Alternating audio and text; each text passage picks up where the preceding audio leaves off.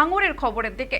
ভাঙড়ে তৃণমূল নেতা রাজ্জাক খা খুনের তদন্তে আরও এক ধাপ এগোলো কলকাতা পুলিশ। লালবাজারের গোয়েন্দা বিভাগের তত্ত্বাবধানে এবার ঘটনাস্থলে নামানো হয়েছে deep search metal detective team. প্রথম থেকেই তদন্তে ছিল উত্তর কাশীপুর থানার পুলিশ এবং লালবাজারের গোয়েন্দা বিভাগ। ইতিমধ্যেই ডগ স্কোয়াড ঘটনাস্থলে গিয়ে তদন্ত চালিয়েছে। এবার আরও নির্ভুলভাবে গুলির খোলা এবং অস্ত্রাংশের হদিশ পেতে মেটাল ডিটেক্টর টিম ঘটনাস্থলেই তল্লাশি শুরু করেছে। প্রসঙ্গত বৃহস্পতিবার একাধিক রাজনৈতিক কর্মসূচি সেরেই মোটর বাইকে চেপে তার চলতাবেরিয়ার বাড়িতে ফিরছিলেন তৃণমূল নেতা রাজ্জাক খা। তখনই পথ আটকে তার উপর আচমকায় হামলা চালানো হয়।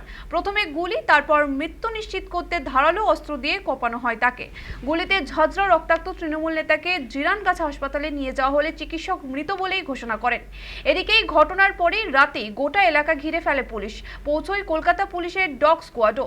এবার আরও গভীর তদন্ত করতে ঘটনাস্থলে কলকাতার police deep search metal detector team. Police খোঁজার চেষ্টা চালাচ্ছে। কলকাতা পুলিশের ডগ কিভাবে দেখছেন? দেখুন, পুলিশ সব দিক খতিয়ে দেখছে।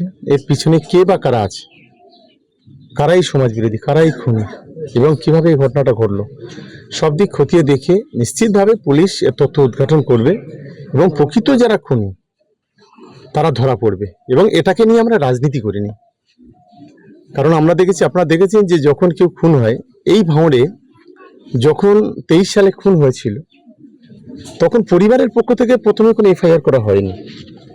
কিন্তু এই নওশাদ সিদ্দিকীদের প্ল্যানে আমাদের 70 জনের নামে একটা কমপ্লেন করে দেওয়া হয়েছিল। আমরা এই নোংরামো করিনি, আমরা এই নোংরামো করবো না। আমরা চাই প্রকৃত খুনি যারা, তারা শাস্তি পাক।